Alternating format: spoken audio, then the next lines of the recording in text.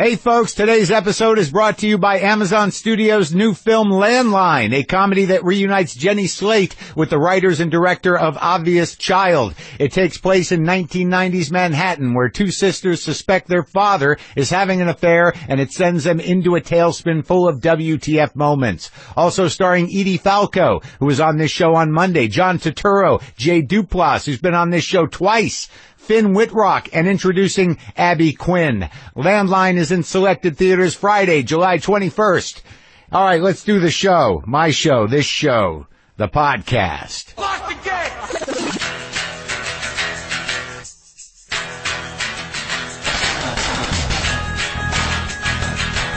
All right, let's do this. How are you, what the fuckers, what the fuck buddies, what the fucking ears, what the fuck publicans, what the fuckocrats? What the fuck nicks? What the fuckeristas? All right, okay, well, what's happening? There's some days where I think, like, am I still doing that? It's sort of an evolution of a thing I used to do back in the day on the radio. Keeps going, you know, you get into these patterns, you take these forms, you get into these habits, they become a signature thing, and then one day you hear yourself doing it, and you're like, wow, I'm still doing that. Am I a recording device?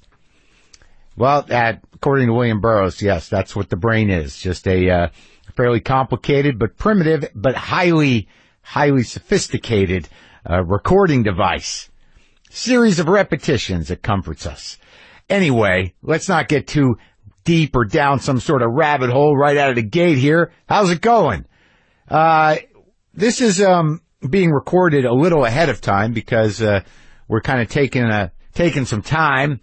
I'm taking a little time, a little downtime, get a little relaxation in. My business partner and producer Brendan's taking a little downtime, so we put these in the can a little bit ahead. Like, I didn't do this last night, is what I'm saying, and I don't know why I'm being transparent necessarily, but I feel like I owe it to you, for you to know that if this just posts, and it's all that's left on the burning landscape are random speakers with my voice coming out of them, I should have said something a little more powerful.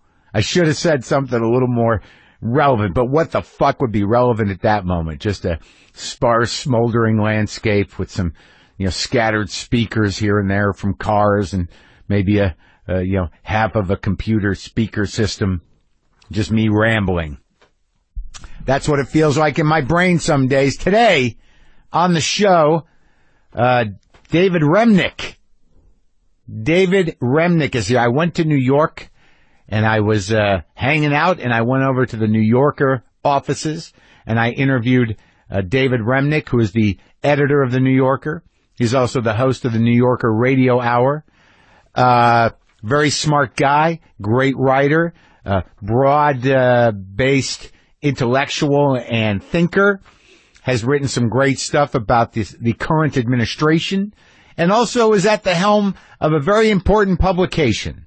The New Yorker is like it's not a holdout because it stays current, but it is a sort of an intellectual Alamo in a way that there's something about the themes and content of the New Yorker magazine that represents what culture should be. And I believe this to be true. Whether you read it or not, I don't know. But, within every New Yorker, there's poetry, there's humor, there's fiction, there's cartoons, there's cutting edge journalism, there's good journalism, there's international stories, there's stories about art, theater, film, painting, sculpture, dance. It's just all encompassing intellectually and culturally of the things that should be seen as important because they are important. They are our lifeline. It's almost like a portal to where we need to stay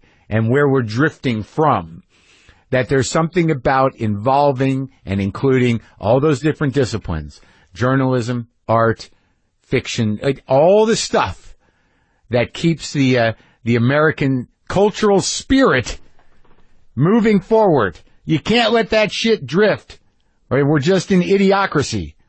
We just kind of are just sitting around jerking off to various degrees of porn, completely subdued by binge-watching garbage, entranced into a paralysis of eating and just taking in stimulus, tweeting, checking our texts. You gotta let it breathe. You gotta go out and see the world and know that other people are thinking and doing and creating and embracing things that aren't, in your immediate periphery. Oh, there's a text from a guy. Oh shit, I'm gonna fucking tweet that thing. Oh, do I have all episodes of this? It's just, we've got to keep the world big. The cultural world has to be big, has to be embracing, has to be diverse, has to engage the human spirit at this juncture in history. The final quarter, perhaps. God damn it. God damn it. And look, I'm guilty of not necessarily being it's not a matter of not open-minded. I just don't have the time to maintain an open mind. Like, I don't know. I can't remember the last time I actually made it through an entire issue of the New Yorker, but I'm happy it's there. It's the only thing, I think, it's one of the only publications that my girlfriend, Sarah Kane, the painter, Sarah Kane, the abstract painter, she reads it and tells me what's up, then I go read it. It's important. It's really important. You can condescend this stuff or you can dismiss it, but if you throw away or push aside what the New Yorker represents in its context, where it's going to be a very simple and dark, but probably completely engulfing and shallowly satisfying culture we live in. Was that just a roundabout way of me saying that I don't see enough theater? I think it might be. I got an email from somebody yelling at me about that. But let me mention, today's episode is sponsored by Thumbtack. And what is Thumbtack? Thumbtack makes it easy to find and hire skilled local professionals for anything on your list, from home improvement projects to event planning to personal wellness. Thumbtack connects you with professionals offering more than 1,100 different services nationwide. Wow. I didn't even know there were that many services.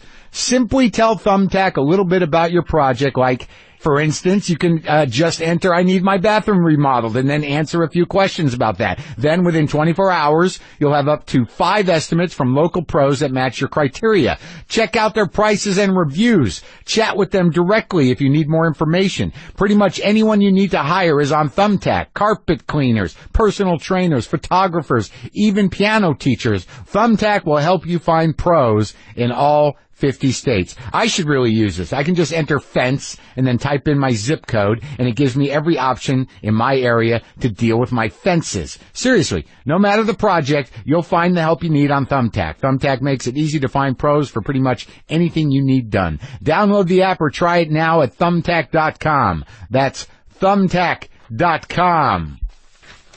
Got to stay on the pulse, got to stay informed, got to stay awake, got to enjoy life and do new things. Is that the point I'm trying to make on every fucking episode of this show? Stay open, stay interested, engage. I do, but sometimes I admit, I've got a context myself. I got a wheelhouse. I've got things I'm interested in. I should throw some more wood on the fire, but I did get this, and I think it's important that I read it. Okay? Subject line, dude, eyelid twitching. Yeah, that grabbed me.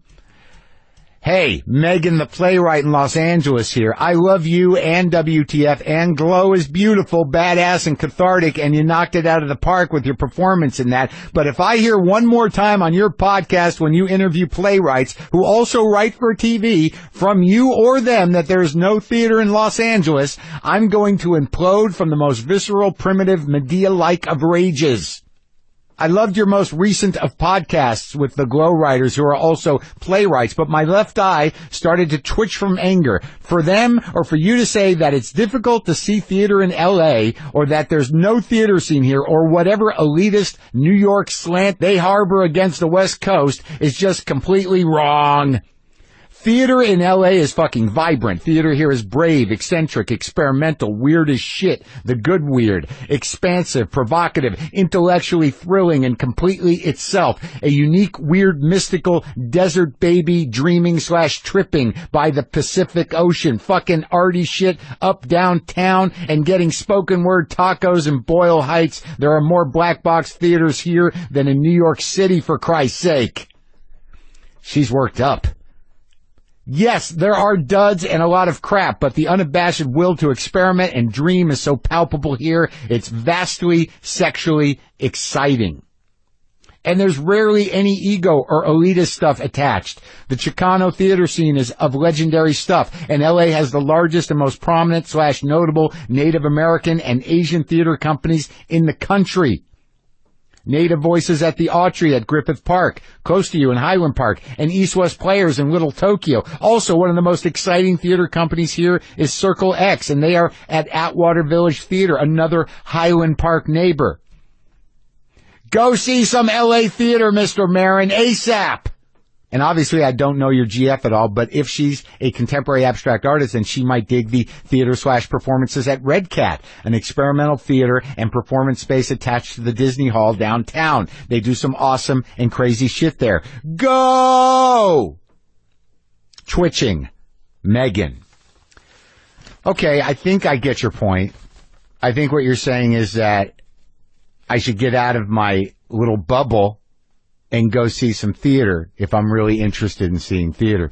You know, it's just finding time to not sit and spin in my little world. Everyone, you know, there's little bubbles, then there's bigger bubbles, and then there's even bigger bubbles than that.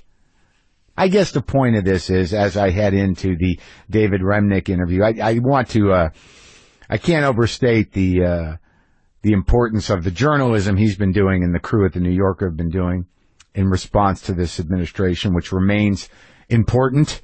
Got to be some checks. There's got to be some checks against the bubble time. But also just the New Yorker in general. I always, I pick it up and it makes me realize that there is a world out there, man. And it always has. You know, even if I've never been able to read an entire copy of the New Yorker cover to cover, I've tried. But just knowing it's all happening, it's all there, and there is that context of what, progressive, not in a political sense, but just evolutionary culture,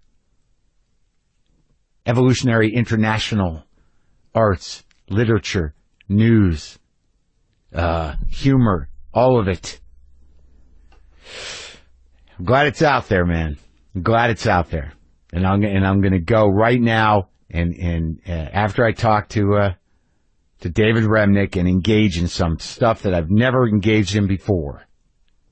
Not sure what that is, but that can be food, right? Food counts. Anyways, this is me in New York talking to David Remnick. He's the editor of the New Yorker and the host of the New Yorker Radio Hour. You can go to NewYorker.com for all things David Remnick and the New Yorker.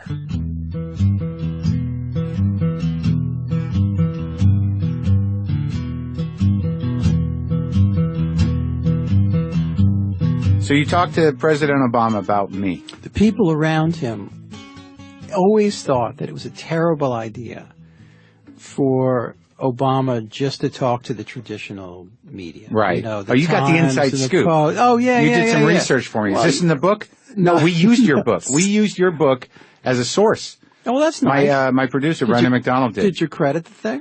No, what do you mean, credit the thing in a conversation? Like I wouldn't have been able to come up with this if it weren't for David Remnick's amazing book. Well, I'm glad you're saying it now. Yeah. And they were obsessed with this. And so the first thing, Huffington Post and sort of the, Web 1.0 and 2.0 and all the rest. And then they got into podcast land. Yeah. And they were really proud of themselves that they were able to land him on WTF. They were like, man, we didn't think Mark would go for it. Exactly. The president. We're not booking him. Yeah, if you listen to the podcast we did after that one, there was some problems, but it was never about whether or not we would book him, but it didn't fit my schedule quite right. Well, yeah, it should. But we made it work. Exactly. Good. I'm glad you did. But wait, so did you talk to him about me? I said I was glad you could fit me in after Marc Maron. Yeah. And what did he say? He just did one of those giant Obama smiles, Yeah. The earlobe and ends at the other earlobe. It's pretty wild to have him over your house. Has he ever been to your house? He has not, strangely, or my garage. It was quite a day. So how old are you? We have to start with the hardest question of all. Well, I'm just curious because I know we're close in age, but I know that I'm older, Mark. I'm but not 58. much. So you're 58. So that means you were born. And I grew up about 20 minutes from you. From where my folks are from. You're from like Pompton Lakes. My mother's from Pompton Lakes. My grandmother lived in Pompton Lakes. My father's from Jersey City. So I was actually born in Jersey City. I lived in Wayne for the first 6 years of my life. I wouldn't say that I was from there. My father's best friend lived in Wayne. My grandfather owned a appliance store in Haskell. You know that the Haskell Butler Pompton Lakes triangle?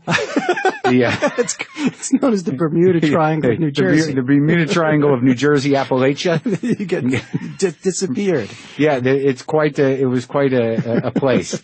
But yeah, I'm a Jersey guy. But I was just trying to figure out, when you were coming up, growing up, I guess you're officially a boomer, really. I'm not quite. Because I'm 53, 63. When does that end? I don't know. And it gets thrown in your face all the time. It's some terrible thing. I grew up in a town called Hillsdale, and the high school was called Pascack Valley. And I was the editor of the school newspaper, the only time I was an editor before being made the editor of the New Yorker. And the name of the paper was called The Smoke Signal. Yeah. Because we were the Pascack Valley Indians. Oh, so a little inappropriate. That would have gotten Bill Maher thrown off the air. But Bill Maher, he grew up about 5 minutes away. He went to Pascack Hills High School. Was he? He was the comedian. He was always a little older than I am, and he was always getting into trouble with things like talent shows. I was in a band that played in somebody's basement. What do you play? I play guitar. Really? And then we would take a break and play in Bill Maher's driveway. And Bill Maher's, by the standards of my growing up, Bill Maher's father was famous. Sure, he was a radio guy. He was a radio news guy. He did the news. Yeah. So you knew of his father. Did you listen to his father? You would have thought his father was Frank Sinatra. Oh yeah, because you're local celebrity. It was huge. Oh, all right. So you were in a band. This is good information for me. You want to form one? Yeah, I can. I play pretty good. You still play? Yeah. Where do you find time to play? It seems like you're doing 900 things. It's the only thing I do that's not about reading and writing. Me too. It's so relaxing. What do you play? I play guitar. Yeah. Wait, I play electric guitar in my garage. It's a horrible cliche, isn't it? The middle-aged man with his electric guitar. I know, but I'm not out there trying to make records. I'm taking lessons every Sunday. I take lessons from this great guy, and so you're re-engaged. You're re-engaged. So I did that once. And apparently you can get better. You can. Yeah. I've gotten so much better in the last 5 years.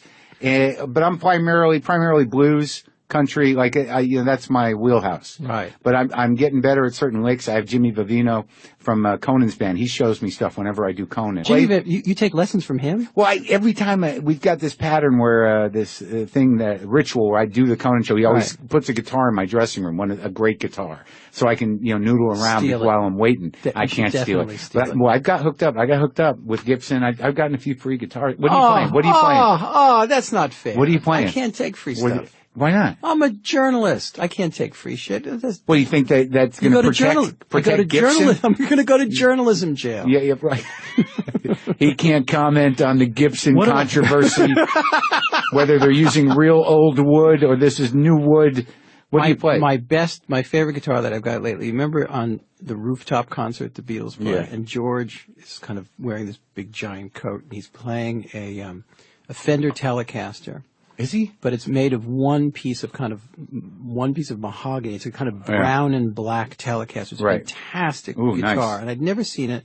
And I walked into, I guess it was the Guitar Center, which is a kind of chain where you normally you shouldn't buy guitars in chains if you really want to make the cool decision. Well, it's hit or miss, you might find a good one. And I just picked this thing up. It was heaven. Yeah, sometimes you get a good guitar at Guitar Center. They have them. It's just a little hit or miss. But these poor teachers, You know, It's heavy, right? Mahogany? It is, as we say in New Jersey, a gesunte guitar. Is that what they say? It's not as heavy as a Les Paul. So you're locked in with other Jewish guitar players of your generation? Eating smoked fish. And worshiping one God. Yeah, of course. Not two, my one friend. God. Just the one. Which guitar god would that be? Jimmy, yes. Oh, really? Yeah. He's the one. He played a Strat, though. How you going to end up with I've got one of those, too. Of course you do. Five-position switch. I've not bought a car. I'm married to the same woman for 30 years. You're like saying the same thing I say. I got a Camry. The biggest thing I bought was this Macintosh amplifier from my records. Mark, I've got worse than a Camry. What? I got a fucking minivan. Really? Yeah. Well, you got kids, right? Yeah, but you're doing what you have to do. I think what I'm going to do is endorse a Fender Stratocaster for president for the New Yorker. And then I'll get one for free. Sure. You can work it out. Why don't you just create a back channel to Fender, and don't tell anybody. That's all you got to do. It's going to work. The back channel. No Absolutely. one's gonna know. And if they do, say it wasn't for me, and it was always supposed to be that way. But I have to say, I take lessons on Sunday. It is an absolute, gift from the gods that I'm doing something that's not work. And this wonderful guy, Robert Ankner is his name. The problem with musicians now is that there's not that much work anymore. There used to be a whole flock of studio musicians. Yep. And now, Apple laptops are taking that over. And so unless you're the one or two top guys. Yeah. And in that world, it's a lot of guys. Yeah. You're teaching. And usually what you're teaching, at least maybe in this neighborhood, is either middle-aged guys like me, and there's a lot of dead fans. A lot of guys wanting to learn Jerry? The Mixolydian scale, and Jerry leads. The Mixolydian, yeah. Someone just hit me with the Mixolydian. Or you're teaching 12-year-old, usually girls, to play Taylor Swift songs, and that's it. But that's what drives the entire... Robert's a terrific player. Yeah.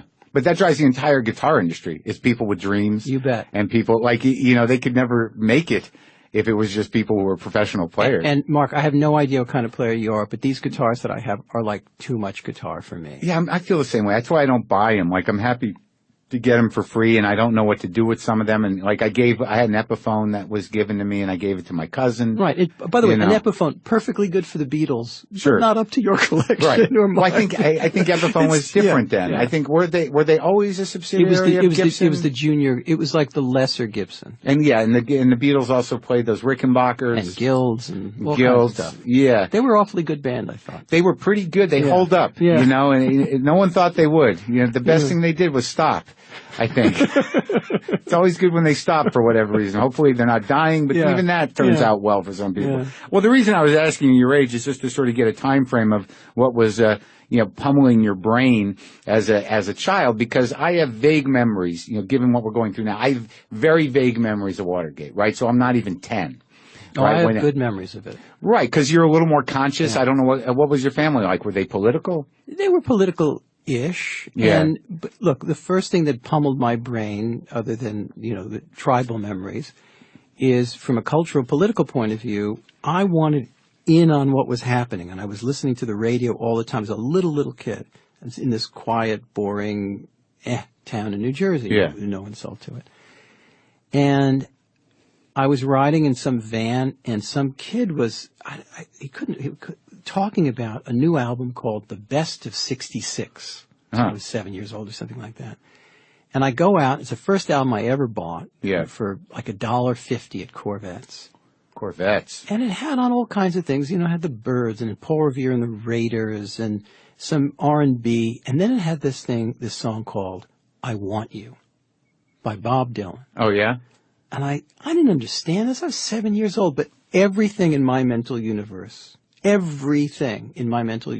the next years to come bloomed out of that. Yeah. Anything that I liked that was worth anything came from that. Yeah. He'd mention, I'd be 14 years old, and he'd mention Ezra Pound. I don't know what that Ezra Pound. And I'd go to some used bookstore and buy a book, and it was like the birth not of knowledge but of pretension.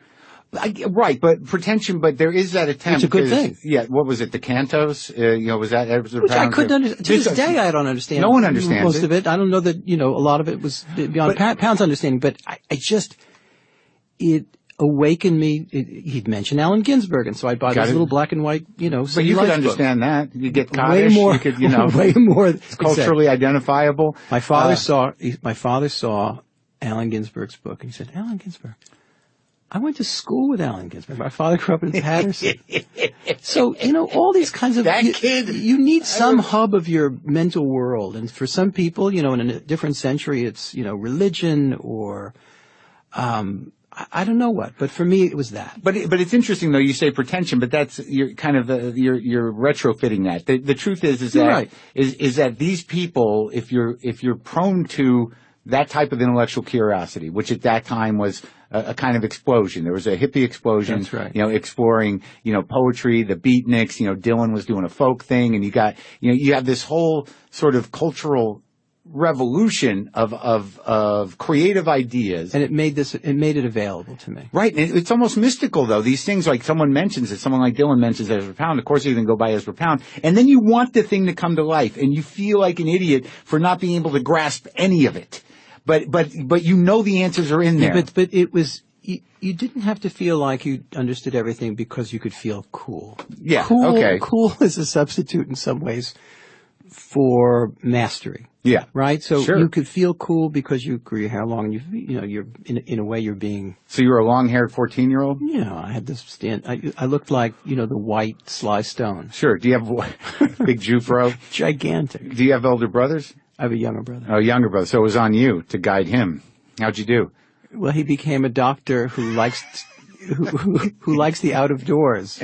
But when did things start to sort of intellectually consolidate for you in your brain? Like at what point did you decide to study writing, or how did it go? Well, in all seriousness, this didn't feel like anything intellectual. It felt in the beginning, and that's why it took. In other words, it wasn't from school. Mm-hmm. It wasn't somebody declaiming the Romantics or something like that. It was part of the church of what was happening then. Right. And so I entered it in that way. And so by the time I actually started really learning stuff. Which was when? Really, who knows? It's like an instinct. High school? There's yeah. Yeah. And you had people to talk about things with, and it wasn't a particularly great high school, but there were a few teachers and a few kids that you could awaken with. Yeah, you need one or two. Yeah, that's all. Yeah. That's all. And that was a great blessing. But you were on the side of things aren't what we think. There's some, bad shit going on. Like the country was in turmoil, right? Come 72, 69 through 72. It was. But remember, I was young enough so that my contemporaries were not going to Vietnam. Right. I certainly had no contemporaries getting on buses and going to Mississippi and teaching voting rights or what have you. So there was a real distance from this that I wanted to bridge, both in time and just geography. A little younger. You were a little younger. Yeah. So by the time I got to college, I remember my freshman year of college, the biggest album, because rock and roll went backwards or down a bad chute for a little while. The biggest album my freshman year was Frampton Comes Alive. So thank God there were other things that started to happen. Like what was that? Like 77? 77, yeah. No, Frampton. Sure. I remember that tour. Yeah. Do you feel like I do? Yeah, I didn't. Yeah. I didn't either. I didn't know what that tube was in his mouth. I didn't know. And he's a terrific guitar player. Yeah, he's all right. Yeah, but. Yeah. So, all right. So that's it. So that answers my question. So, I romanticized the 60s and the 50s and I missed it, but you missed it too, really. Yeah. Because my real coming alive was in the 70s. Right. Which was just debauchery. Leading into not for me, my friend. But like the 70s, like when all music was appropriated. And I didn't even go near drugs. Certainly when I was in high school, it seemed scary and stupid at the same time. Yeah. Why is that? Did your parents were like, you do what you want to do, but it's not good? I was a good boy. Right. I think to some just degree. Out of fear. And then when I got to college, I just smoked a whole lot of dope for a period of time until it got boring, and then that was. Isn't that weird? You call it dope still? It's not weed. Weed, pot. I smoked a lot of dope. Ganja. It was fine, and sure. But it was just. But I smoked it in a kind of disciplined way. I would. My really? freshman year, yeah. You had a box? I'd work until midnight. Yeah. Smoke some weed, get a sandwich, and fall asleep. It just seems a little joyless. You had the sandwich at 12:30 at night in college every night. You paid for that. Not really. I think at that age you could eat a styrofoam box and it wouldn't affect you. I just remember doing it like having that sub place across the street at 12:30. It's like time to eat a full sandwich, full tuna melt with pickles. Yeah, of course, chips, whatever you need. So you went to Princeton? I did, which was a much fancier version of New Jersey. I'll tell you that. Yeah. And it was academically, it was heaven. Yeah. Heaven. Yeah. And that's were when you I engaged? Totally. You were. I hated the social side of it. I don't know if you know anything about Princeton. It had these eating clubs, and in those days it was incredibly undiverse. Foreign students meant that you were the son or daughter of a dictatorship somewhere around the world. Whereas today, you go to the same place, and for all its faults, a foreign student means the Romanian math champion.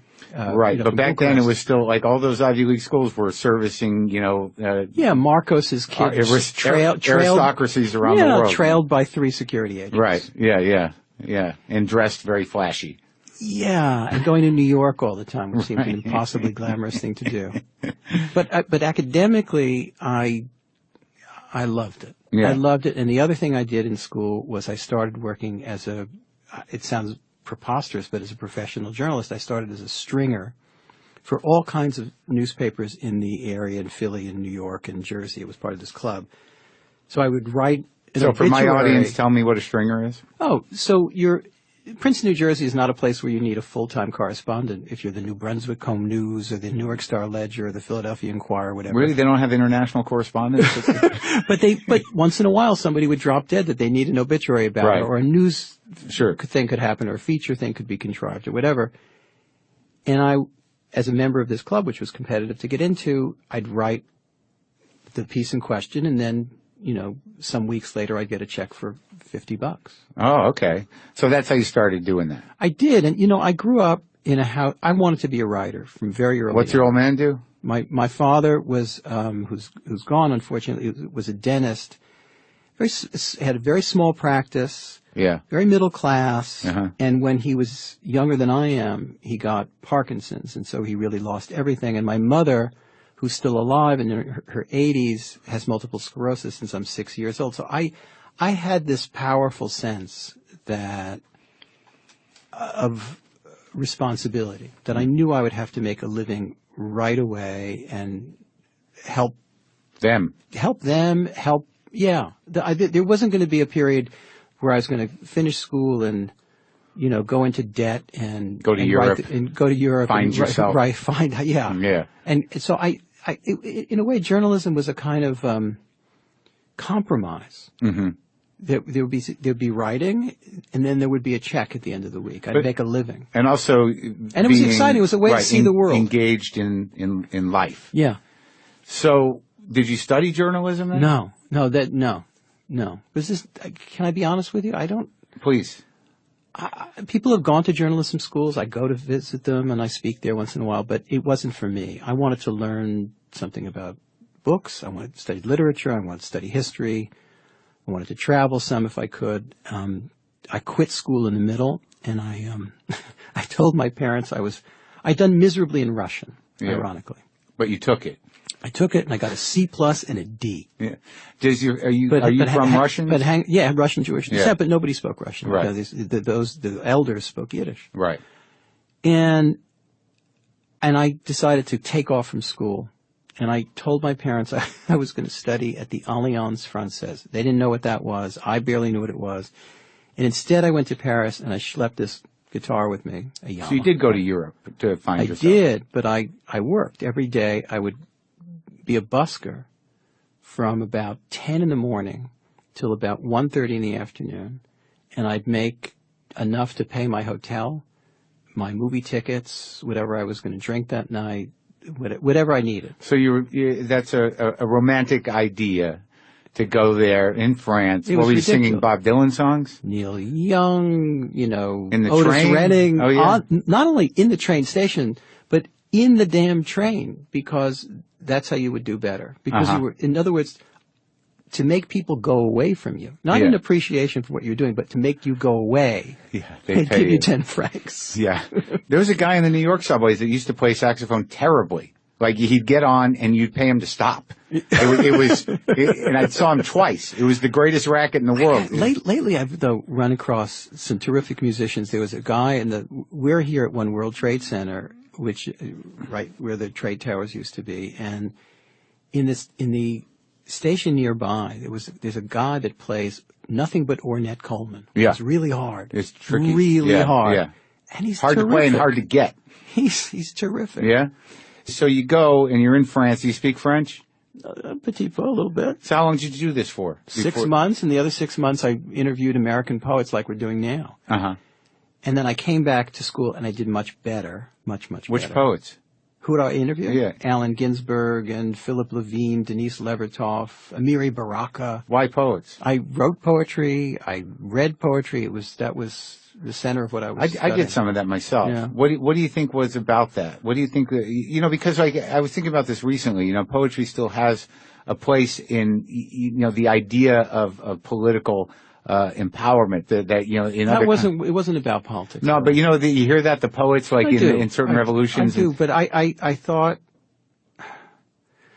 if I have a hero in poetry or somebody that I revere enormously, it's Joseph Brodsky, Russian-born poet who was forced out of the country when he was about in his 30s. Yeah, and the way he saw poetry was not as about message or even politics. Obviously, these poems were about something, but their greatest subject was language itself. Right. And that poets were the greatest servants to and developers of the greatest of all human inventions, language. And that interested me. It still does. And I, work at a magazine where we still publish poetry. Yeah, you're one of the few. And New York has been doing it forever. There's at least 2 poems in every issue? That's right. Yeah. But I agree with you. I think when you write poetry, there's that moment when you work a line or two and you just keep working at it. And you still write? Yeah, I do. I generally write more poetry, stylistically than I do jokes or anything else. But I would think, Mark, that not that they're the same thing, but poetry and jokes have a similar sense of economy. Yeah, if you're beholden to jokes, I tend to be a lot more conversational in my stand-up. But when I write things, I've written poems. I don't know really what to do with them, but there is a rush to, an image coming from wherever it comes from. Mm-hmm. And a lot of times they aren't worked too hard initially, but you just sort of write something out and you start to refine that thing, and the image kind of does something other than what it just does on the page, which is what poetry should do. And you can't really define what it does, and it kind of, it transcends. That's the beauty of that thing. And I get off on that, if I can find one. Well, there are lots of things to regret in this life, but one of them is that, unfortunately, I think mostly contemporary poetry anyway is read by people who are in the contemporary poetry world. Oh yeah, everything's what gives me joy about what the New Yorker does with poetry is that you're bringing 2 poems a week, which are brought to you not only by the poets themselves, but also a poetry editor. We have now Paul Muldoon, who's a great Irish-born poet who lives here. And come the fall, another poetry editor named Kevin Young, who's at the Schomburg Library. But what you're doing is you're bringing those poems to an audience that doesn't necessarily write poems or live by poetry in any serious way other than the New Yorker. Sometimes they're not buying poetry books. I mean, a popular book of poetry, if it sells a few thousand, it's a lot. Right. It's a lot. And I suspect a lot of those sales are to libraries and college classes. Other poets. Yeah. Yeah. So if I can, the New Yorker is a weird invention. It's an incredible, and it's not my invention. It's something that was invented more than 90 years ago by Harold Ross, and in it it's just a weird thing. The cover has no photographs. Mm-hmm. That makes us different from everybody right away. Always drawn, always art. Always. Yeah. And in the midst of a 10,000 word political piece or a piece of reporting from Africa or something, there are gag cartoons sprinkled in, and no one thinks twice about this anymore. There are poems, there's fiction. Now, I would bet that the vast majority of our readers, or let's say this, a majority of our readers don't necessarily read the fiction, but for the people who do, which is, I think, a very healthy minority, or maybe it is a majority, I don't know, it means the world to them.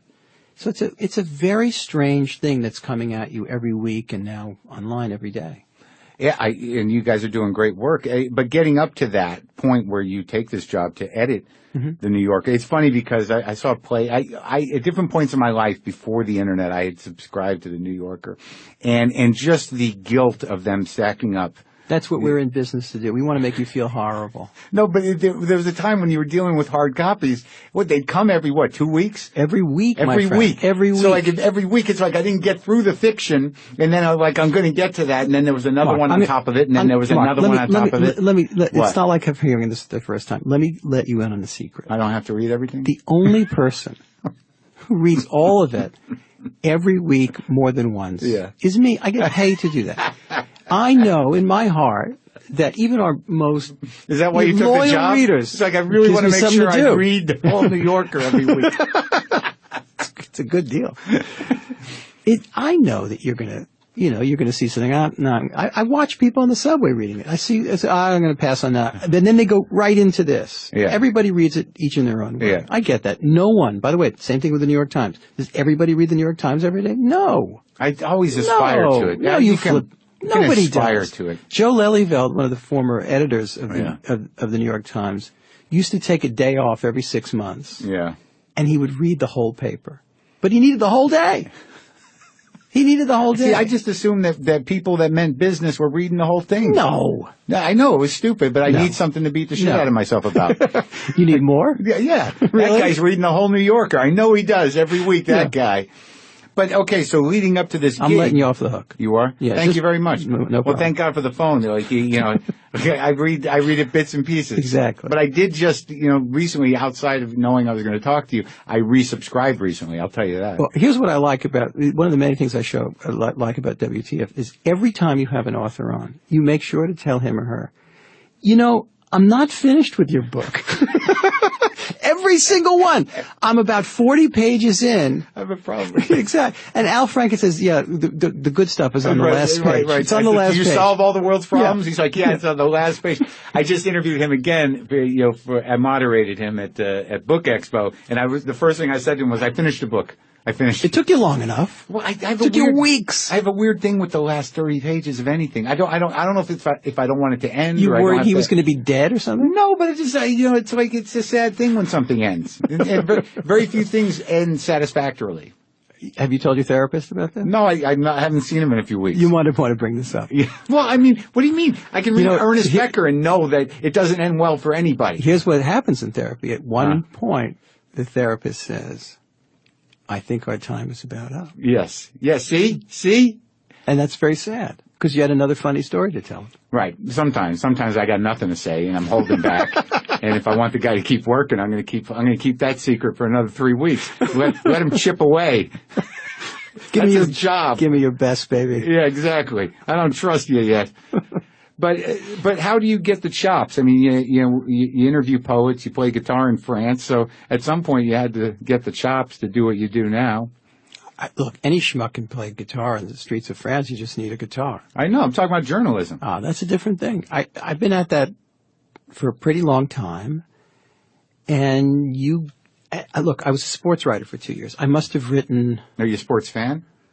Yeah, I certainly told them I was when they offered me the job.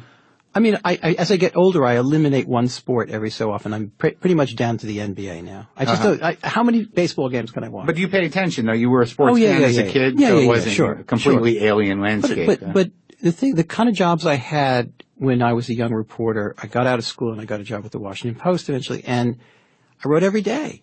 I was in the paper every day. In Moscow, I was in Moscow for 4 years between 1988 and the end of 91, and I wrote probably twice a day. So that means reporting whole stories and then writing them. And your muscles get Of course, bigger. Right. Yeah, of course. Well, I mean, what drove you to Moscow? Or at least you get fast. Did they just offer you the gig, or you wanted to be there? Because it seemed like you had some predisposition to fascination with Russia. So as I told you, I was a lousy college Russian student. But you chose Russia. So therefore I had to make my living at it. Yeah. And in 1987, Just as I was beginning a relationship with the woman to whom I married, Esther Fine, we were both living in Washington at the time, and a job opening came up in Moscow, and Gorbachev was in office. This was a terrifically exciting thing, and I think 2 or 3 people applied for it. Almost nobody.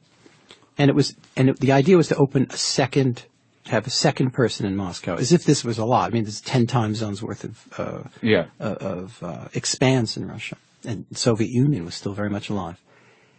And I got the job because they think, well, you know, he's a good feature writer and he'll supplement well the more serious news guy. And I started studying Russian again, this time with a little bit more purpose and attention. Mm-hmm. And my wife did too, and we went to Middlebury and did that kind of thing where you don't speak English all summer and take intensive Russian. And then we show up, just married, very young, late 20s. And it was fantastic. It was unbelievable. It was a revolution that was happening with a minimal number of people getting killed. I would never say people talk about covering war and it's incredibly important, but it's also incredibly dangerous, and your colleagues or you're losing colleagues and all the rest. That wasn't the case in Moscow. And this was when Gorbachev came in? Gorbachev came in 85. We got there at the very, very beginning of 1988. And what was the revolution that was happening? The Communist Party was more or less going out of business, putting itself out of business. Gorbachev was opening the country up to ending censorship of the policy then called glasnost. Dissidents were being given political power. Democratic or at least semi-democratic political institutions were starting up after decades and decades of dictatorship. Enormous sense of promise, enormous sense of optimism that's, I hate to say, now in the era of Putin, almost unthinkable. That must have been an exciting and almost hopeful time to be writing. It wasn't an almost hopeful, it was an incredibly hopeful time. Just the idea that the Soviet Union would end as an empire and that these individual countries would potentially become kind of autonomous? Not only autonomous, but freer, if not free, was amazing. Now, the results, 25 years later, are at the very best a mixed bag. A really mixed bag. We look at Russia, Ukraine, Central Asia is probably worse off now than it was when I was there. Was Putin a reaction to Gorbachev? I mean, can you frame that along the lines of Trump's success here? Well, there was something in between. There was Gorbachev who gave way to Yeltsin. Right. And Yeltsin appointed Putin as his successor, even though Putin has proved to be in many ways Yeltsin's opposite. Mm-hmm. I think what Putin is first of all, he's an authoritarian. He's born and bred in what used to be called the KGB, now called the FSB. But he represents a yearning for stability. But along with that stability has come an end to politics. There is no politics in Russia as we understand it. It is a reaction against what seemed to be to so many Russians a chaos of the 90s. Putin is against chaos. He's against revolution. This coming fall will be the 100th anniversary of the October Revolution. You can be sure there'll be no kind words said about it in the official press. Because what Putin fears most, to get all serious on you, what Putin fears most is to be toppled. That's why he hated the so-called Orange Revolution in Ukraine, why he hated the Arab Spring. He relates to autocrats who are suddenly overturned by their people. So he's doing everything he can. And he thinks, and he thought Hillary Clinton represented a threat to him in that way. That's why he hated her so much. He did not, I don't think, to the extent that the Russians got involved in our electoral processes, it wasn't to elect Donald Trump so much as it was to destabilize the person they thought was going to win, which was Hillary Clinton. Yeah, I get that. What's interesting about what you just said, though, is that there was a large contingent of Russians that could not quite frame or handle freedom to the degree that may have been because available. there was, in fairness, there was an economic mess, depression, and at the same time you saw a new phenomenon in Russian life that didn't exist in the Soviet times. There really wasn't wealthy people in the Soviet Union. There were people who were privileged, there were people who had some money, but they were usually with the party, right? Well, yes. And usually what existed was something called Uranilovka, meaning a kind of equality in poverty. Mm-hmm. Everybody was equally lower middle class. Right. And then suddenly there were these staring you in the face, especially in cities like Moscow and St. Petersburg, wildly wealthy, usually crazily corrupt new Russians. Yeah. And then here you were. Not only couldn't you afford the Prada handbag that was now staring at you from a window, but you were having a hard time making a go of it. So what Putin was trying to hold out was the opportunity to become middle class. But what middle class people want in these circumstances when they achieve it is political liberty. And so there were demonstrations in 2011, 2012, that were uprisings against the Putin regime. And Putin put a quick end to that.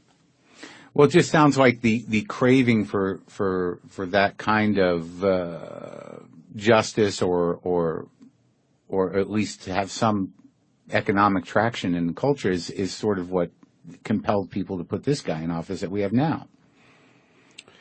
Well, look, the reason Donald Trump. Yeah. The reason Donald Trump is in office is a whole complex of reasons, and history may even look back on it and say this was a freak, that a whole series of, in my mind, terrible circumstances conspire to cause it. Yeah, and I think we can we can empathize with people who are Trump voters who are suffering, but we don't have to agree with them.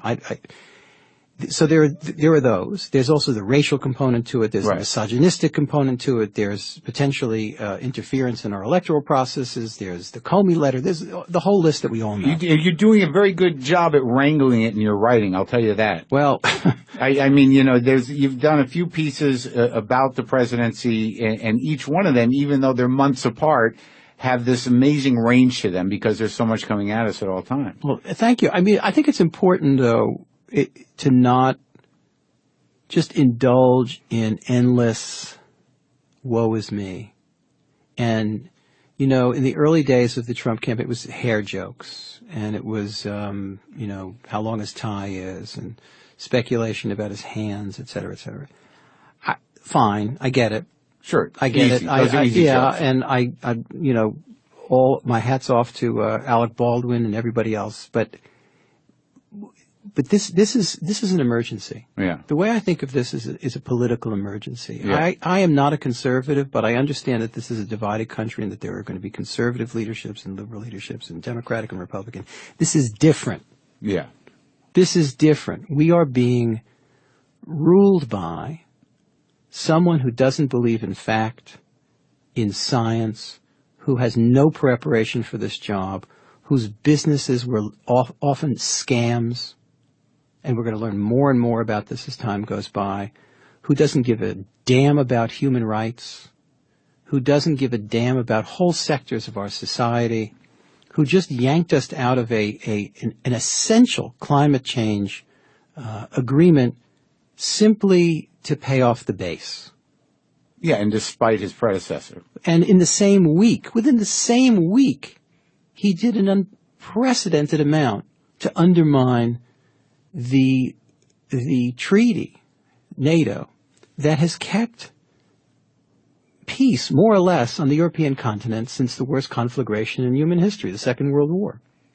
How much damage can one man do? It's kind of astounding. This isn't a matter of jokes. Yeah.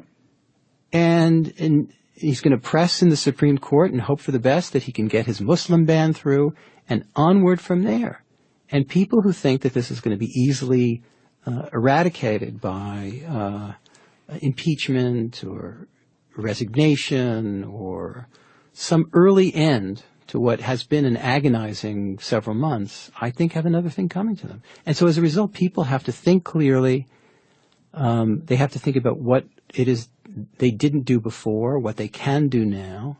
I'm not a political organizer, but God knows I'm a journalist, but I just on the standards of rescuing the values of truth, the values of fact, of science, of reasonable argument, to say nothing of decency between men and women,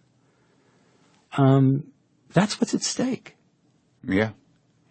And when you are putting together a magazine on an editorial level that, you know, you understand the seriousness of it and that we are in an emergency, but you have to put together a well-rounded magazine that has humor, that has cultural criticism, that has fiction, poetry, entertainment. I think it's possible that our greatest humorist when it comes to these last 20 years, and never more so than in the Trump era, has been Barry Blitt.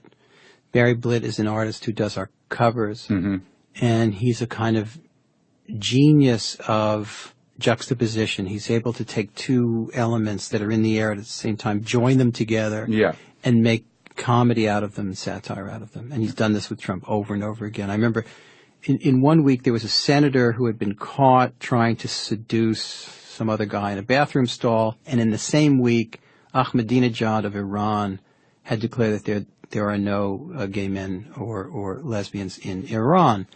And so what did Barry do? He drew a cartoon of Ahmadinejad in the can, reading a newspaper while someone's foot was trying to seduce him from underneath. It's just these images, and you know, occasionally he gets in trouble too. And we all, but you know, it's in trouble that happens to the public comic opinion. Yeah, you know, we had I don't know how many covers making fun of Bush, over and over and over again.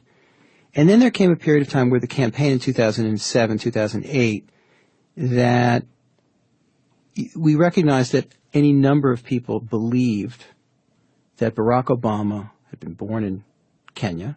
The birtherism preceded Trump. That he was a Muslim, as if there's anything wrong with that he was not patriotic, that his wife was, you know, an armed member of a radical group with a, you know, machine gun or something. And so Barry put all those images together in one cover with an American flag burning in the Oval Office fireplace. And people went crazy. People were really angry because our readers, who probably tend more to the Obama camp than the Bush camp, I think it's fair to say, thought, okay, I get the joke. And by the way, the title of the cover, in case anybody didn't get it, was called The Politics of Fear. And I got letter after letter after letter saying, of course I get it. But those people out there, meaning those rubes in the square states, very condescending, won't get it, and they'll use it as an emblem for, you know, racism or blah, blah, blah. And I think they were wrong. But this happens, you know, comedians who have to dare to go too far.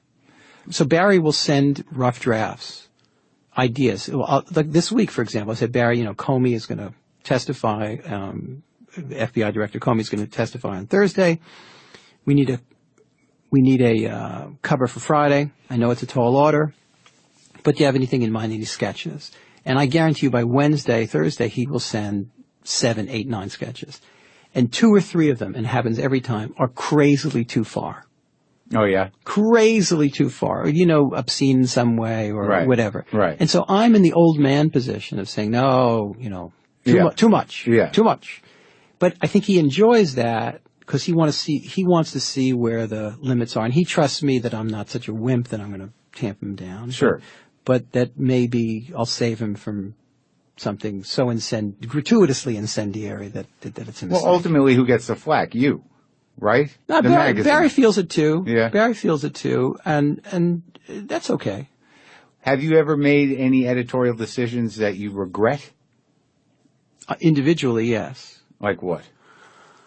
Well, I think in the run-up to the Iraq War, we should have, like everybody else, we should have, our investigative pressure on the argument about weapons of mass destruction wasn't enough. Mm-hmm. I mean, that, you know, independent of my own position, you know, opinions about it and so on is what you can argue. So you bought it? Did I buy? Yeah. Yeah. I mean, when Colin Powell went to the UN, that performance was, unfortunately, temporarily impressive. I mean, I hate saying it now. Obviously, it was bullshit. Right. Obviously, history tells us this was bullshit, and I'm very proud of a lot of the reporting that we did during the Iraq War. But Yeah. I mean, yes. And it seems to me now... And I think the Iraq War, we've paid a price for it not only in Iraq, but over and over and over again. You take something like Syria. It's very obvious why Barack Obama wanted no part of Syria. Because of Iraq. You didn't want it to happen again. Yes. Or destabilize the region even more. Yeah. I'm not suggesting for a second that there was a military answer to this horrendous disaster, but I don't think you can count any American policy as a success in Syria, because look at the outcome. Yeah. The outcome is 500,000 people are dead, millions of people are dispersed. The migration out of Syria has helped to destabilize political understandings throughout Europe, ISIS, et cetera, et cetera, et cetera, et cetera. I'm not saying Obama should have done X as opposed to Y. I'm just saying that on no score can we count any policy having to do with Syria as a raving success.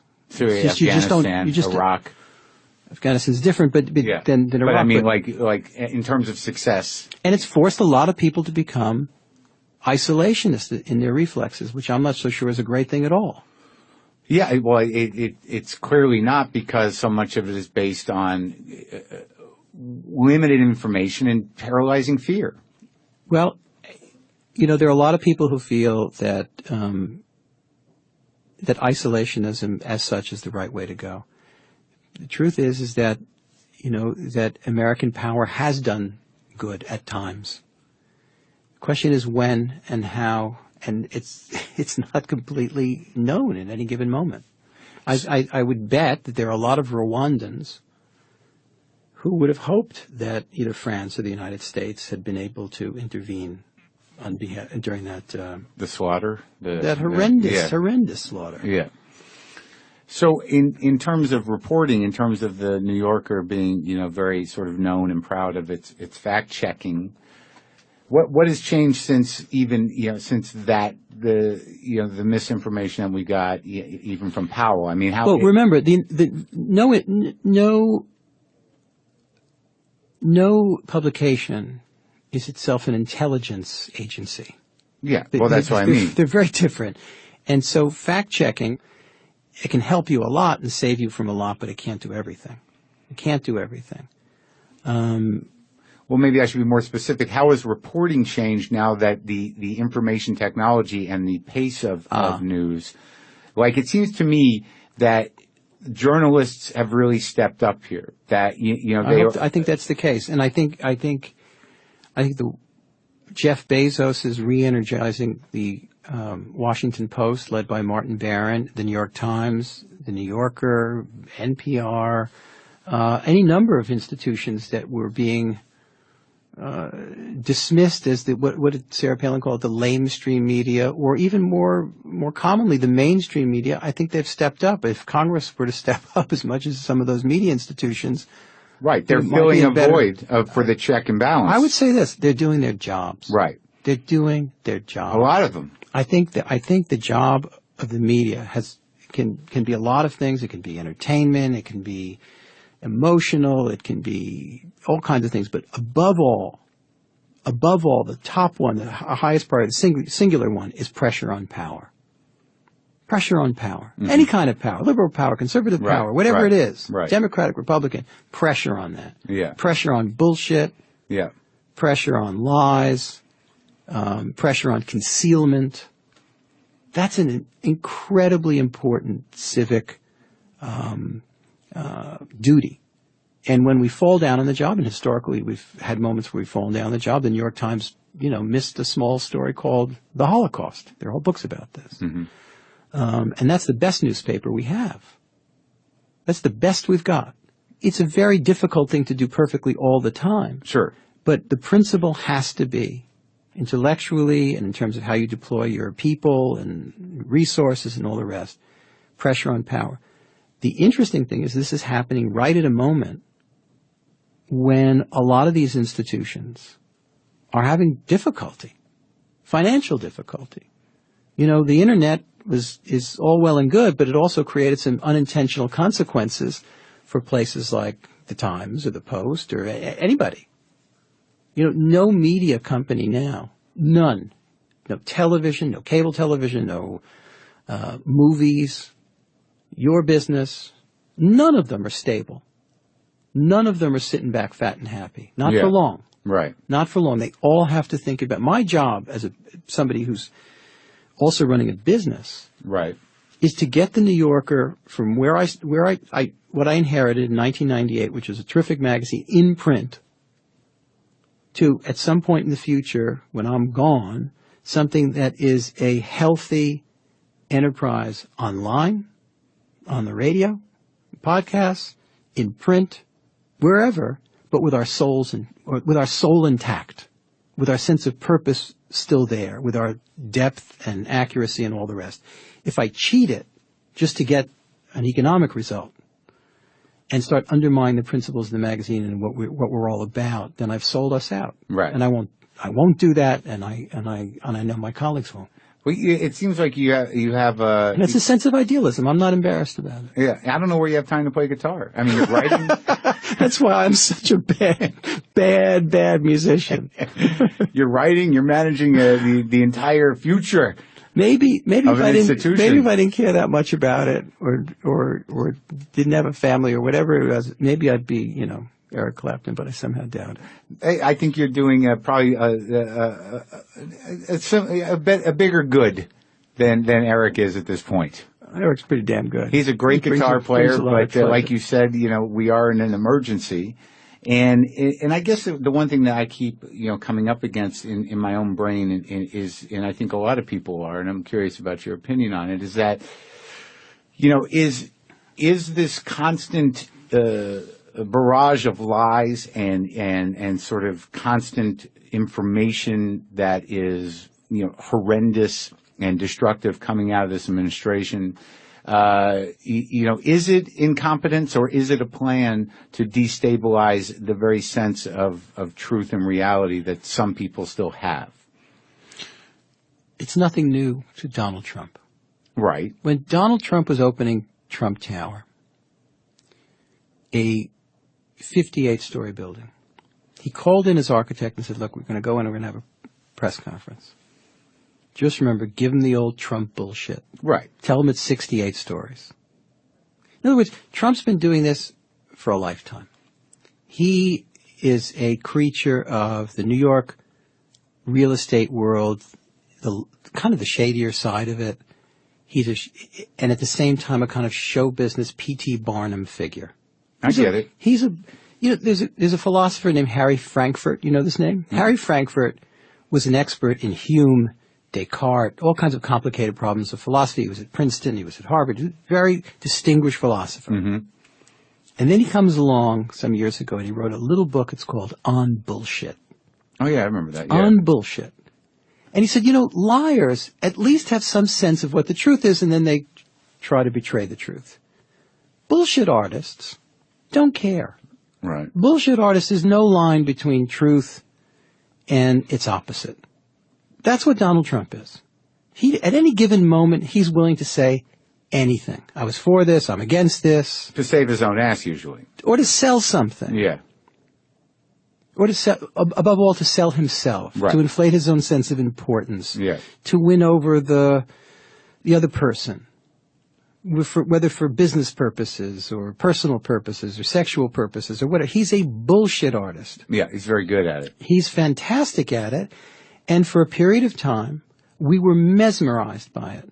CNN showed one rally after another without anywhere near enough analysis or editing or sense of what the hell this all meant.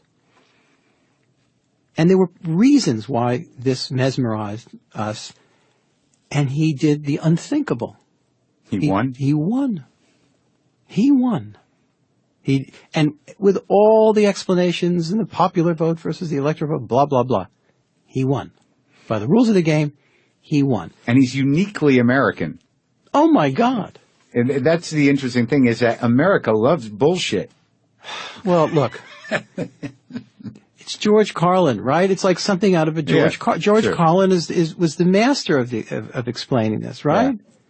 He said, he lives at the intersection like the corner of Bullshit Avenue and Bullshit Street. Yeah. That's where he sits.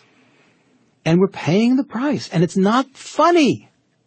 It's not just a show on MSNBC or CNN. It's terrifying. Or Saturday Night Live or WTF or the New York or whatever it is. It has world historical consequences, and not all of them are you going to be able to put back in the bag. What's going to happen when the inevitable happens? All it takes is some crazy person walking into a store or whatever, a subway station. How are we going to react? Are we going to react with probity and intelligence and all the kind of poise that we need in situations like that? Or are we going to be led by somebody who's capable of gales of bullshit and violence and has the instruments of violence on his side and the use of social media in the most perverse way? So, look, I don't mean to scare people, but I don't think people are at all fooled. I think that people understand the stakes. Well, you put it very poetically in one of your pieces, a new hell every day. It's pretty bad. If Dorothy Parker used to say, "What fresh hell is this?" Yeah. And that's what it feels like turning on the news. The fact is, the Democratic Party has a ways to go. I did this interview with Obama the day after he saw Trump in the White House. And he did a pretty good job of masking the fact of how down he was. Mm-hmm. Because, it's obvious why he would have been. But at one point in the interview I said, so what does the Democratic Party have? What's the bench? Who's going to beat this guy next time out? And he did one of those Obamian pauses. He said, we've got Kamala Harris, senator from California, who at that point had been the senator for 0 seconds. Mm-hmm. And then he paused and he said, no, there's that guy who's the mayor of South Bend, Indiana. Couldn't remember his name. Remembered that he was gay and that he was a Rhodes Scholar. Couldn't remember his name. And then he named Elizabeth Warren, if I remember correctly, and Bernie Sanders. Mm-hmm. In other words, it wasn't as if there's this rich bench of top-flight Democrats waiting to go. Yeah. And that is, that's of some concern, I'm sure, to the Democratic Party. But how do you, as a journalist and as somebody who does the work that you do, what's daunting is that there's a pride in ignorance. There's I don't think, look, a hostility towards in Trump, intelligence people, but Trump and people who respect him, that this idea of intellectual elitism, that there's actually a contempt. I think I think we shouldn't get obnoxious about it and assume that everybody who voted for Donald Trump is anti-intellectual or racist or this, that, or the other thing. I don't know. I don't know what the numbers are on that. Does this phenomenon exist? Both of those phenomena exist. Right. There's no question. I think that it's the job of all of us to do our part, even though we may disagree on any number of issues, and to do it truthfully and decently. Whether it's as a demonstrator, as a journalist, as a broadcaster, as a comedian, as a citizen. Look, we live in a country, half the people vote? Yeah. What a shanda that is. Yeah. What a shame, what a crime that is. And that was the only reason Obama did my podcast, was really to get people to vote. Yeah, to get people engaged in politics, to get involved. It's pathetic. It's pathetic. It's fantastic. It's fantastic when there's a big demonstration like the women's demonstration day after the inauguration. It was incredibly moving. My wife went to Washington. I'd never seen her more energized, more moved to this day. But, the simple act of voting, the simple act of participating, however corny it may seem, however limited it may be, it's certainly not the whole picture, but if we've learned anything in the last 6 months, it's that elections have deep, deep consequences. And you should just take the hour, drive over to the place. It's ridiculous. And do it. It's ridiculous. It's ridiculous. And, you know, getting people to vote always sounds like, you know, the most Boy Scouty, Girl Scouty sort of endeavor. But you know, think of what we've sacrificed to be in a position to make those choices, and think of what we've now sacrificed, not least because we didn't all take it seriously. Exactly. Well, before we finish, I do want to thank you for the nice piece you wrote about Chuck Berry. Chuck Berry, I don't know who. What a great piece. I don't know who the grandfather or grandmother of rock and roll is. And maybe Rocket 88 was the first song, but Chuck Berry is an originator. And this year, a friend of mine brought me the most moving present I think I've ever got. Really? It was at Seder, in fact, and my wife's friend of Esther's brought this. I thought she was giving us a photograph. I thought, how wonderful. And I opened it up, and she had gone on eBay, and Chuck Berry had taken the pick guard off of one of his guitars and signed it, and I have a framed Chuck Berry pick guard. Oh, that's great. What more could one ask for? Yeah. I think you really put him into a beautiful context. He was a difficult guy. He was an impossible guy, and his behavior with women was not great, to say the least. But as a musician and as a figure in the culture of this crazy country, he couldn't be more important. Well, it was great talking to you, David. Great to see you. You feel all right about it? I'm good. Me too. I'm good. Good. Thanks.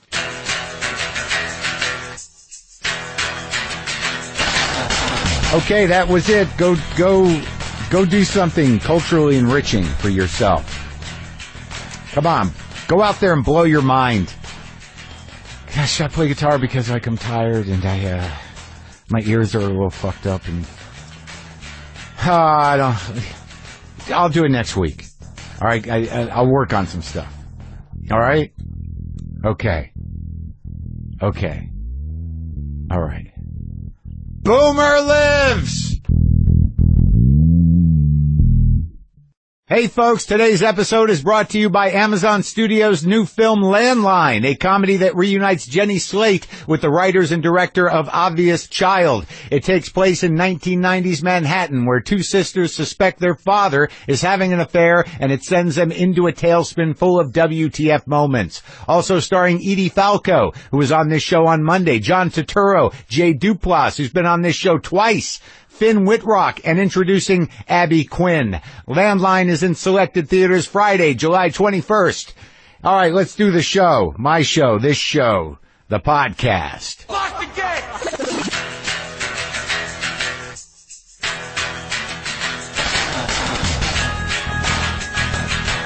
All right, let's do this. How are you, what the fuckers, what the fuck buddies, what the fucking ears, what the fuck publicans, what the fuckocrats? What the fuck nicks? What the fuckeristas? All right, okay, well, what's happening? There's some days where I think, like, am I still doing that? It's sort of an evolution of a thing I used to do back in the day on the radio. Keeps going. You get into these patterns, you take these forms, you get into these habits, they become a signature thing, and then one day you hear yourself doing it, and you're like, wow, I'm still doing that. Am I a recording device? Well, according to William Burroughs, yes, that's what the brain is. Just a fairly complicated but primitive but highly sophisticated recording device. Series of repetitions that comforts us. Anyway, let's not get too deep or down some sort of rabbit hole right out of the gate here. How's it going? This is being recorded a little ahead of time because we're kind of taking some time. I'm taking a little time, a little downtime, get a little relaxation in. My business partner and producer Brendan's taking a little downtime, so we put these in the can a little bit ahead. Like, I didn't do this last night, is what I'm saying, and I don't know why I'm being transparent necessarily, but I feel like I owe it to you for you to know that different disciplines, journalism, art, fiction, all the stuff that keeps the American cultural spirit moving forward. You can't let that shit drift. Right? We're just in idiocracy. We just kind of are just sitting around jerking off to various degrees of porn, completely subdued by binge watching garbage, entranced into a paralysis of eating and just taking in stimulus, tweeting, checking our texts. You gotta let it breathe. You gotta go out and see the world and know that other people are thinking and doing and creating and embracing things that aren't, in your immediate periphery. There's a text from a guy. Oh shit, I'm gonna fucking tweet that thing. Do I have all episodes of this? It's just, we've got to keep the world big. The cultural world has to be big, has to be embracing, has to be diverse, has to engage the human spirit at this juncture in history. The final quarter, perhaps. God damn it. God damn it. And look, I'm guilty of not necessarily being it's not a matter of not open-minded. I just don't have the time to maintain an open mind. Like, I don't know. I can't remember the last time I actually made it through an entire issue of the New Yorker, but I'm happy it's there. It's the only thing, I think, it's one of the only publications that my girlfriend, Sarah Kane, the painter, Sarah Kane, the abstract painter, she reads it and tells me what's up, then I go read it. It's important. It's really important. You can condescend this stuff or you can dismiss it, but if you throw away or push aside what the New Yorker represents in its context, it's going to be a very simple and dark, but probably complete. Hey, Megan the playwright in Los Angeles here. I love you and WTF, and Glow is beautiful, badass, and cathartic, and you knocked it out of the park with your performance in that. But if I hear one more time on your podcast when you interview playwrights who also write for TV from you or them that there's no theater in Los Angeles, I'm going to implode from the most visceral, primitive, Medea-like of rages. I loved your most recent of podcasts with the Glow writers who are also playwrights, but my left eye started to twitch from anger. For them, or for you to say that it's difficult to see theater in L.A., or that there's no theater scene here, or whatever elitist New York slant they harbor against the West Coast is just completely wrong.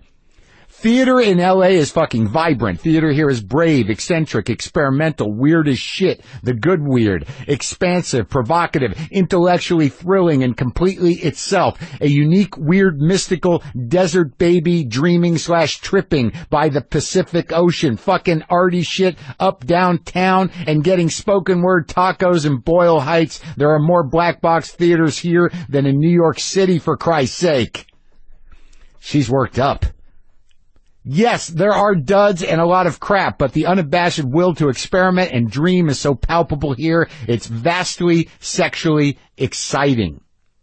And there's rarely any ego or elitist stuff attached. The Chicano theater scene is of legendary stuff, and LA has the largest and most prominent / notable Native American and Asian theater companies in the country. Native Voices at the Autry at Griffith Park, close to you in Highland Park, and East West Players in Little Tokyo. Also, one of the most exciting theater companies here is Circle X, and they are at Atwater Village Theater, another Highland Park neighbor. Go see some LA theater, Mr. Maron, ASAP! And obviously I don't know your GF at all, but if she's a contemporary abstract artist, then she might dig the theater / performances at Red Cat, an experimental theater and performance space attached to the Disney Hall downtown. They do some awesome and crazy shit there. Go! Completely engulfing and shallowly satisfying culture we live in. Was that just a roundabout way of me saying that I don't see enough theater? I think it might be. I got an email from somebody yelling at me about that. But let me mention, today's episode is sponsored by Thumbtack.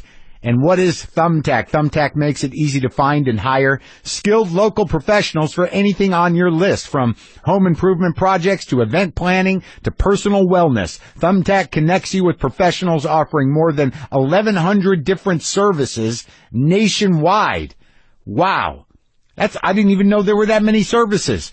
Simply tell Thumbtack a little bit about your project, like, For instance, you can just enter, I need my bathroom remodeled, and then answer a few questions about that. Then within 24 hours, you'll have up to 5 estimates from local pros that match your criteria. Check out their prices and reviews. Chat with them directly if you need more information. Pretty much anyone you need to hire is on Thumbtack. Carpet cleaners, personal trainers, photographers, even piano teachers. Thumbtack will help you find pros in all 50 states. I should really use this. I can just enter fence and then type in my zip code, and it gives me every option in my area to deal with my fences. Seriously, no matter the project, you'll find the help you need on Thumbtack. Thumbtack makes it easy to find pros for pretty much anything you need done. Download the app or try it now at thumbtack.com. That's thumbtack.com. Gotta stay on the pulse, gotta stay informed, gotta stay awake, gotta enjoy life and do new things. Is that the point I'm trying to make on every fucking episode of this show? Stay open, stay interested, engage. I do, but sometimes I admit, I've got a context myself, I got a wheelhouse, I've got things I'm interested in. I should throw some more wood on the fire, but I did get this, and I think it's important that I read it. Okay? Subject line, dude, eyelid twitching. Yeah, that grabbed me. If it's just posts, and it's all that's left on the burning landscape are random speakers with my voice coming out of them, I should have said something a little more powerful.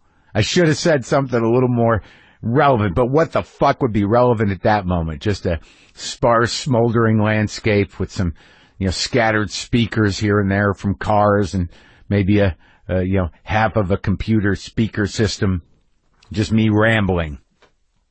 That's what it feels like in my brain some days. Today, on the show, David Remnick. David Remnick is here. I went to New York, and I was hanging out, and I went over to the New Yorker offices, and I interviewed David Remnick, who is the editor of the New Yorker. He's also the host of the New Yorker Radio Hour. Very smart guy, great writer, broad-based intellectual and thinker. Has written some great stuff about the current administration, and also is at the helm of a very important publication. The New Yorker is like it's not a holdout because it stays current, but it is a sort of an intellectual Alamo in a way. That there's something about the themes and content of the New Yorker magazine that represents what culture should be. And I believe this to be true. Whether you read it or not, I don't know. But within every New Yorker, there's poetry, there's humor, there's fiction, there's cartoons, there's cutting edge journalism, there's good journalism, there's international stories, there's stories about art, theater, film, painting, sculpture, dance. It's just all encompassing intellectually and culturally of the things that should be seen as important because they are important. They are our lifeline. It's almost like a portal to where we need to stay and where we're drifting from. That there's something about involving and including all those different